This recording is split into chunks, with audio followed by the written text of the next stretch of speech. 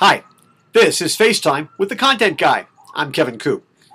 So, we all complain and we whine about the indignities of airline travel. And let's face it, for those of us who spend a lot of time on the road, there is very little romance left in the whole notion of getting on an airplane. Most of us don't go to the extent that Alec Baldwin went to last week when he was upset about the way he was being treated on American Airlines. But, all of us have had those kinds of moments where we really wanted to rebel. There are, however, exceptions. The Wall Street Journal had a story the other day about how Air New Zealand has come up with a new section of its coach class. And what they call it is Cuddle Class.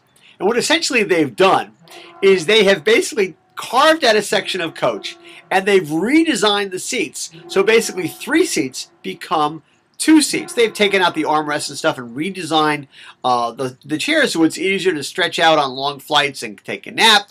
It kind of folds out in a specific way so you can actually have 2 people lying there.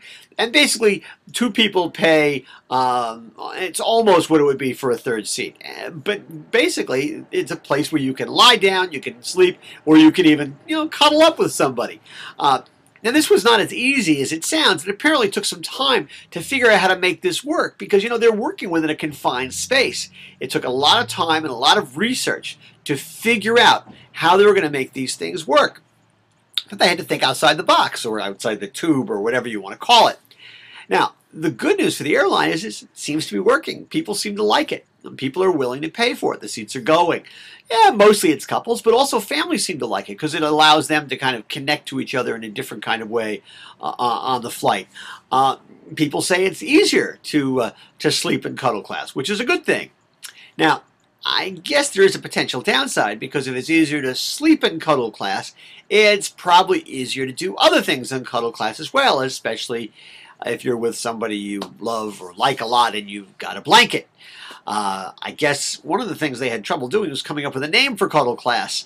As far as I can tell, Mile High Class did not make the list, and that's probably because if they'd called it that, they would have had another problem, which is how do you get a long enough fire hose so that flight attendants could dampen the enthusiasms of people who maybe were enjoying themselves a little bit too much. But there's a great lesson here, right? Which is, inside any box, there's room for innovation. Even if you think there's not much you can do because you're in limited space, you've got a limited opportunity, if you think differently, you can come up with something really interesting, something exciting, something that's going to stand out and give you a differential advantage. Anyway, that's what's on my mind this Thursday morning, and as always, I want to hear what's on your mind.